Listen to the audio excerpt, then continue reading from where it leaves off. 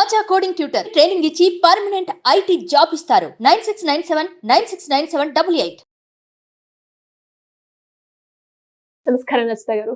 నమస్తే సిరి. So basic గా ప్రతి ఒక్కరికి కూడా అంటే అబ్బాయికి అమ్మాయి మీద ఇష్టం కావచ్చు, అమ్మాయిలకి అబ్బాయిల మీద ఇష్టం కావచ్చు, కామన్ గా జరుగుతూ ఉంటుంది. కానీ పర్టికులర్ గా మనము మన అనుకునే వాళ్ళ కోసం వాళ్ళు ఇష్టపడాలి అని కొన్ని పనులు అయితే చేస్తూ ఉంటాం. అలాగా అబ్బాయిలు మనల్ని ఇష్టపడాలి అంటే మనం ఏం పనులు చేస్తే వాళ్ళు ఇష్టపడతారు మేడం? బేసికల్ గా అబ్బాయిలు అవును కరెక్టే, అబ్బాయిలు ఇష్టపడాలి మనల్ని అంటే అమ్మాయిలు ఇలా చేస్తే కొంతమంది అబ్బాయిలకి చాలా నచ్చుతుంది. అమ్మాయి ఇవి చేస్తే నా కోసం ఇవి చేశారు అని ఎక్కువగా అబ్బాయిలు కట్టుబడి ఉండటం, పట్టుకొని ఉండటం, కొంగు పట్టుకునేటట్టు ఏం చేయాలి అనే క్వశ్చన్లు వేస్తుంటారు మన వాళ్ళు. అలా కొంగు పట్టుకోమని చెప్పాల్సిన అవసరం లేదు, కానీ మనం కొన్ని జాగ్రత్తలు తీసుకుని, అంటే ఏదంటే ఇప్పుడు ఖచ్చితంగా ఒక వస్తువు కానీ, ఒక బండి కానీ, ఒక ఫ్రిడ్జ్ కానీ, ఏదైనా ఒక సర్వీసింగ్ లాగా దాన్ని సరిగ్గా వాడి దానికి రోజు దుమ్ము దులిపి రోజు దానికి అటెన్షన్ ఇచ్చి అట్లా చేస్తే అది బాగుంటుందా లేదా? లేదా అక్కడ తీసుకెళ్ళి పడేసావు దాన్ని, ఏదో వాడావా పాడవుతుందా పాడదవా? అట్లాగే బంధం కూడా మెల్లిమెల్లిగా దూరం వెళ్ళటం జరుగుతుంది. సో మీరు ఇప్పుడు నాకు కావాల్సింది ఏంటంటే మీరు అబ్బాయి అమ్మాయా లేదా భార్యాభర్తలా? Because a lot of difference. అమ్మాయిలు టీనేజ్ వాళ్ళకు వేరే ఉంటుంది సీన్.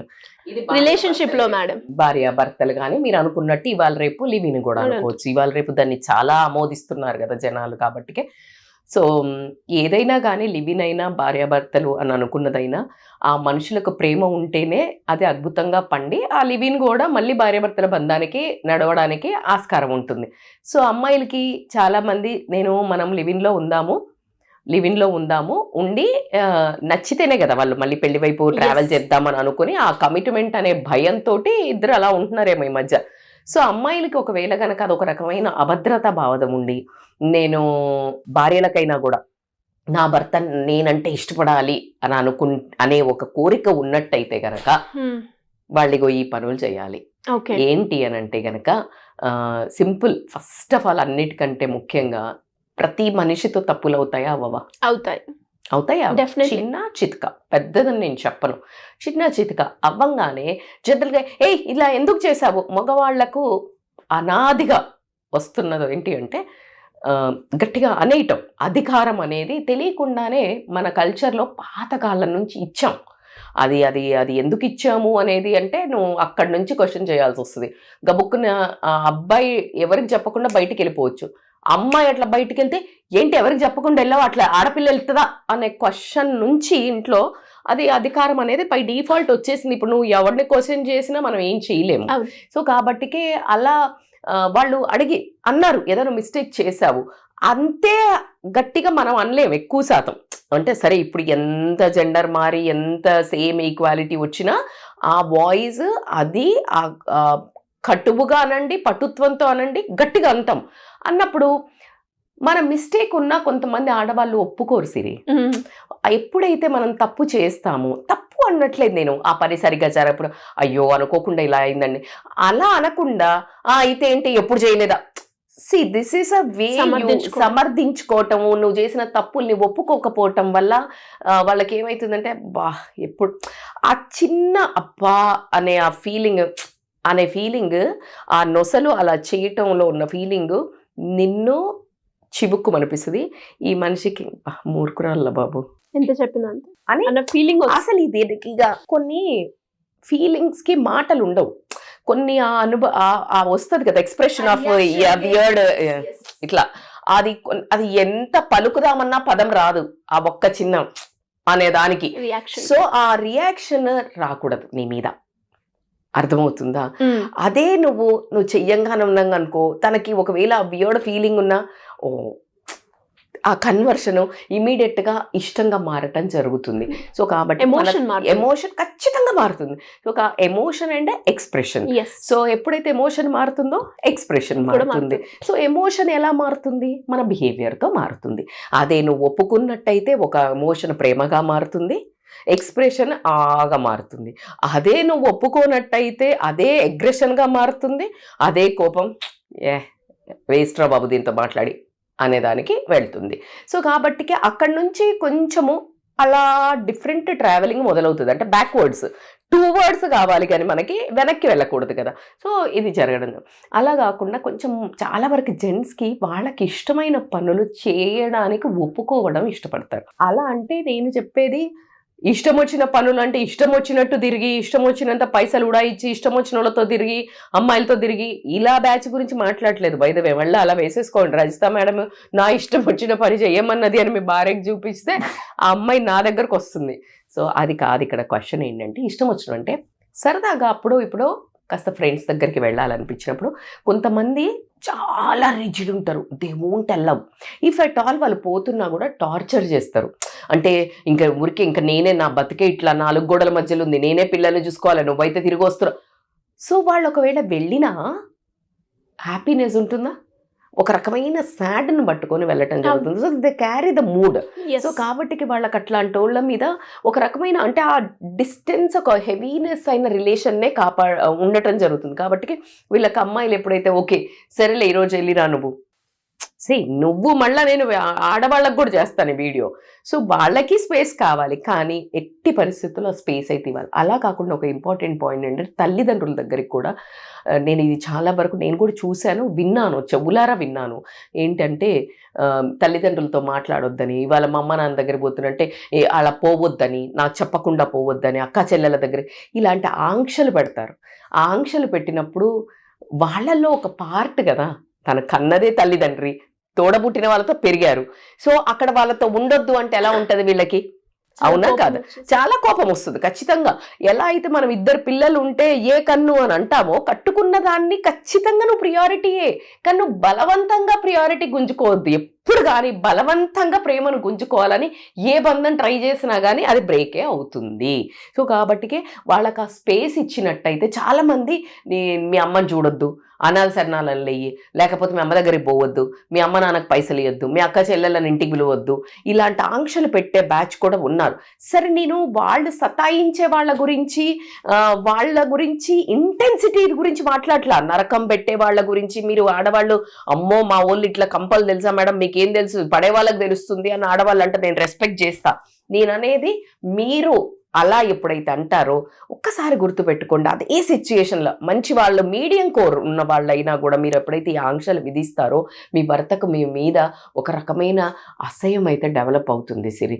ఇష్టం పెరగడానికి మీరు ఇది చెయ్యకూడదు. ఈరోజు మీరు ఏదైతే చేస్తున్నారో మీ ఇంట్లో రేపు మీ పిల్లలు ఉన్నారు కదా, ఎగ్జాక్ట్గా ఒక్క క్షణం కళ్ళు మూసుకొని అదే పదాలు నీ పిల్లలంటే ఎలా ఉంటుంది ఊహించుకొని బిహేవ్ చేయండి. అండ్ నెక్స్ట్ వచ్చేసి ఏంటి అంటే ఖచ్చితంగా మీకు ఇప్పుడు నేనున్నాను, మీ దగ్గరికి రాగానే మీ మీద ప్రేమ అంటే చూపిస్తేనే కదా మీకు నేనంటే ఇష్టం ఉండేది. అంటే రాగానే ఏజ్ అని అన్నాం అనుకో, అనగా రాస్తా మేడం ఎప్పుడు వస్తారు. సో అట్లా జనరల్గా ఇది మనకు మగవాళ్ళకు మరీ అటెన్షన్ సీకర్స్ రా బాబు. ఆడవాళ్ళు కూడా అందుకే అలుగుతుంటారు, ఊరికే వాళ్ళకి అటెన్షన్ లేకపోతే ఆడవాళ్ళు ఎక్కువ అరుగుతుంటారు. మగవాళ్ళు కోపం చేసుకుంటుంటారు. If they are doing something cranky, కొంచెం చిరాకు, they are lack of attention. పిల్లలు ఎలా చేస్తారా చెయ్యరా? ప్రతి ప్రాణికి అటెన్షన్ కావాలి, మీరు ఒప్పుకున్నా ఒప్పుకోకపోయినా. సో కాబట్టి మీరు ఒప్పుకోవాల్సిందే ఈ పదాన్ని, నీకు తెలుసో తెలియకో. ఒకవేళ మీకు తెలియట్లేదు అటెన్షన్ కావాలని, మీరు రుబాబ్ చెయ్యట్లేదు, మీరు రాబ్ జలాయించట్లేదు, you will go into the depression. That's what happening in life. Attention కావాలి, ప్రేమ కావాలి. చెట్టు ఎప్పుడు పెరుగుతుంది? ఒక మంచి ప్రాపర్ నీళ్లు, ప్రాపర్ న్యూట్రియంట్స్ అది ఎరువు వేస్తేనే కదా. నీ రిలేషన్ ఎప్పుడు పెరుగుతుంది, ఎప్పుడు బాండింగ్ అవుతుంది, ఎప్పుడు కుదుళ్ళు గట్టి పడతాయి, ఎప్పుడు రూట్స్ డీప్ గా వెళ్తాయి, అన్ని వేస్తేనే కదా. సో అలా నువ్వు లేదు మేడం కొన్ని చెట్లు ఏం వేయకున్నా పెరుగుతుంది అని అంటే, వాతావరణం, నీ వాతావరణము ఎట్లీస్ట్ టాక్సిక్ లేదా బై డిఫాల్ట్ మంచిగా పెరుగుతుంది. So you need to understand నువ్వు ఎంతగానో లవ్ చూపిస్తున్నావు. నువ్వు గమనిస్తే జెంట్స్కి పాతకాలం నుంచి తీసుకొని నేను ఎప్పుడూ కంపేర్ చేస్తున్నాను. ఎందుకు అంటే ఇప్పుడు ఈ రిలేషన్లు దెబ్బతినడానికి ఏంటి అంటే, ఎంతకు ముందు అలా చెయ్యాలా మేడం అంటే భర్త భార్యకి చేయాలి, భార్య భర్తకు చేయాలి. ఇప్పుడు ఇద్దరు వర్కింగ్ కాబట్టి. బట్ ఇఫ్ ఎట్ ఆల్ హౌస్ వైఫ్స్ అయితే ఏం చేసేవాళ్ళు ఇప్పుడు ఇంటి పనులు కూడా లేవుగా, ఊడ్చడాలు తోడ్చడాలు బట్టలు పిండడాలు ఉన్నాయా? మెయిడ్లే కదరా తల్లి. సో ఇది ముందు అక్కడ కూర్చుని పట్టించేవాళ్ళు. నేను ఇప్పటికీ కొన్ని ఫ్యామిలీస్ ఉన్నాయి, నా ఫ్రెండ్ మా అమ్మ వాళ్ళు కూడా ఖచ్చితంగా నాన్న వస్తారు ఫుడ్ పెట్టాలి. కానీ ఇంకొక ఆంటీ ఉన్నారు వరంగల్లో ఉన్న, తింటూ ఉంటే బుక్కకు నెయ్యి వేయాలి. 80 years 70, నేనైతే shock for that patience. Such a beautiful couple. అంటే అసలు ఒకళ్ళు లేని ఒకళ్ళు అడుగేయరు, అందమైన జంట. సో అది ఎందుకుంది? మరి వాళ్ళకి ఫైట్లు రావా? ఆమెకి నారాజ్గి ఉన్న, మీ నాన్న నన్ను ఎక్కడికి పంపడు, బిడ్డల దగ్గరికి వెళ్ళాలంటే కూడా తను ఉండాలి, తనను వదిలేసి వెళ్ళకూడదు. ఆ చిన్న చిన్న కంప్లైంట్స్ ఉన్నాయి. కానీ లాంగ్ టర్మ్ ఉన్నది ఎవరు? మనం అందరం వదిలేసి వచ్చాంగా, వాళ్ళిద్దరే కదా ఉండేది. సో అంత అందమైన బంధం. వెనకటి ఏంటి, పర్సు కూడా తీసుకెళ్ళి ఇచ్చేవాళ్ళు, ఎదురొచ్చేవాళ్ళు. అవన్నీ జెంట్స్కి ఇష్టం. ఆమె చేస్తే ఆడదే చెయ్యాలా, ఒక ఫెమినిజం అమ్మా. ఇది మాస్క్యులానిటీ, ఇది ఫెమినిజం. దీన్ని మళ్ళీ నువ్వు దీనికోసం కొట్లాడాల్సిన అవసరమే లేదు. నేను ఎందుకు ఆడవాళ్ళు ఎందుకు చేయాలా, మగవాళ్ళు, ఇంకా దానికి ఆన్సరే లేదు.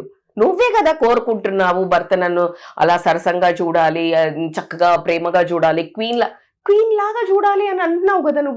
నువ్వు ఇది కోరుకున్నప్పుడు ఆ పనులు కూడా చెయ్యాల్సింది. ప్రేమ చూపించండి, చిన్నగా అన్నం వడ్డించటమో, లేకపోతే ఇద్దరు కలిసి తినటమో, ఈక్వాలిటీ. నేను అట్లా అంటలేను, గజమని వణుకమని చెప్తలేను, లేకపోతే కంపల్సరీ. నువ్వు టిఫిన్ చేసావు, టిఫిన్ వెళ్ళేటప్పుడు ఊరికే సరదాగా వెళ్ళి నువ్వు చేతికి ఇచ్చింది ఎట్లుంది, అక్కడ ఉంది తీసుకెళ్ళు అన్నది ఎట్లుంది? చాలా జస్ట్ సింపుల్. నువ్వే చేసావు, నువ్వే పెట్టావు. చిన్న జెస్చర్, వాళ్ళకి ఆ ప్రేమ చూపించటము. రాగానే వచ్చారా, ఆ ఒక్క వర్డ్, ఉండండి చాయ్ పెట్టుకొస్తా చిటికెల, ఆయనకి ఏమైనా స్ట్రెస్ ఉన్నా కూడా పోయిద్ది. సో అది ఎంతమంది డిజర్వ్ అయ్యేటట్టు భార్యలు అలా అనేటట్టు భర్తలు కూడా చేసుకోవాలి. బై ద వే, రాగానే గయ్య ఎగబడి ఇలా ప్రతి అడ్డమైన దానికి ఆమెను తిడుతూ ఉంటే ఆ ప్రేమ రాదు. నేను కూడా అటువైపు నుంచి కూడా మాట్లాడాలి కాబట్టి భర్త బిహేవియర్ కూడా భార్య ఇవి చెయ్యగలగాలి అనే ఒక ఖచ్చితంగా అయితే ఉండాలి. అట్లాగే చాలా మందికి ఆ లేడీస్ కి ఇది కొంచెం ఆలోచించాలి. నేను 25 నుంచి పెళ్ళైన వాళ్ళ గురించి మాట్లాడలేదు, around 30 late 30s early 40s నుంచి వాళ్ళ కొంచెం కన్సెషన్. ఎందుకంటే ఈ మూడ్ స్వింగ్స్ ఒకటి భయంకరంగా పాడైతాయి కాబట్టి వాళ్ళు కూడా వర్కౌట్స్ ఇవన్నీ చేస్తే హ్యాండిల్ చేసుకోగలుగుతారు. బట్ భర్తలు అక్కడ అర్థం చేసుకోవాలి. కానీ లేనట్టయితే గనక ఎలాంటి వాళ్ళని ఇష్టపడతారంటే, ఎప్పుడు నవ్వుతూ కాస్త చలాకీగా, అంటే ఉన్న దాంట్లో సరిదిద్దుకుంటూ ఇలా ఉండే ఆడవాళ్ళని ఇష్టపడతారు. అలా కాకుండా ఎప్పుడు ముఖం మాడుస్తూ, ఎప్పుడు ఫ్రస్ట్రేషన్ ఉంటే, అప్పుడు ఇంకా నాకు నా పెళ్ళప్పుడు ఇది ఇచ్చిండ్రా, మీ అమ్మ ఇది ఇచ్చిందా, ఇక గోతులు దవ్వుతూ పుట్టు పూర్వోత్తరాలు చదివితే అసలు వాళ్ళకి ఏమన్నా మనశ్శాంతి ఉంటుందా? ఇప్పుడు వచ్చేది ఉందా? లేదు. పాస్ట్ నుంచి ఏదైనా వస్తుందా సిరి? రాదు. ఫ్యూచర్ ఏంటో తెలియదు కదా. ప్రజెంటే నీ చేతులు ఉంది. సో ఈ ప్రజెంట్ ని హ్యాపీగా ఉంచితే నీ ఫ్యూచర్ బ్యూటిఫుల్ గా ఉంటుంది. సో కాబట్టి నువ్వు ఎప్పుడో ఆ తవ్వకాలు అవన్నీ చదవటము ఊరికే నసలాగా ఉంటే గనక ఏ మగాడికి కూడా ఖచ్చితంగా ఎంత ఇష్టపడన్నా చేసుకొని, ఎంత అందగత్తన్నా కానివ్వండి, ఎంత ఆస్తిపరురాలన్నా కానివ్వండి, ఎంత ఎడ్యుకేటెడ్ అన్నా కానివ్వండి, they don't like. Because it's all about మనసుకు. చాలా మంది క్వశ్చన్ అడుగుతుంటారు, మనసుకు అసలు ఏమైనా 2 హార్ట్లు తీసి పెడితే ఏమైనా ఉంటుందా? ఆడాళ్ళది మగాళ్ళది అని ఉండదు. నువ్వేమన్నా కోరుకుంటున్నావో నీ భర్త కూడా అదే కోరుకుంటాడు. సో కాబట్టి ఇలా నసబ్యాచ్ లాగా కాకుండా ఉన్న దాంట్లో వాళ్ళను చేస్తూ, ఇంకొకటి ఏంటంటే ఇప్పుడు ఎవరి రాతకి ఎవరు బాధ్యులు కాదు. నొసట గీత ఏది ఉంటే అదే నడుస్తుంది. సో కాబట్టి ఏంటంటే, ఇప్పుడు తనకు ఒక జీతం ఉంది, దాంట్లో నుంచి నీకు ఒక 2000 3000 చీర తెచ్చింది. రేపు అంత అదో ఎగ్జాంపుల్ ఇస్తున్నా నేను. తెచ్చినప్పుడు you should be happy for that. అంతేగాని తెచ్చినవులే, మా అక్కకైతే 10,000 తెచ్చింది అంటే అది లేదు. నీకు కారు సపోజ్ చిన్నది ఉంది, లేకపోతే బండే ఉంది, you are aiming for upper, comparing. అంటే నువ్వు హ్యాపీ లేవు. కానీ నీ భర్త ఏం పని చేసి దానికి దగ్గర డబ్బులు తెచ్చినప్పుడు నువ్వు చూపించే ఒక హ్యాపీనెస్, కాంప్లిమెంట్, అది తన చిన్న పని చెయ్యనియండి, చిన్నది దేనివ్వనియండి. ఎప్పుడైతే నువ్వు ఇది స్టార్ట్ చేస్తావో నీ పిల్లలు కూడా అబ్జర్వ్ చేస్తారు. అంటే తృప్తిగా ఉండటము, కంటెంట్గా ఆ చిన్నప్పటి నుంచి చూసినట్టయితే ఆ పిల్లలు కూడా ఉన్న దాంట్లో అడ్జస్ట్ అవ్వడం నేర్చుకుంటారు. నువ్వు ఇక్కడ ఇలాగే మాట్లాడుతూ ఉంటే వాళ్ళ సబ్ కాన్షియస్ మైండ్లో అన్ని పడి రేపు ప్రొద్దున వాడికి నీ స్తోమత లేకున్నా ఐఫోన్లు అడుగుతున్నారు, ఐప్యాడ్లు అడుగుతున్నారు, బండ్లు అడుగుతున్నారు. మరి ఇది నువ్వు నేర్పించిన కోచింగే కదా.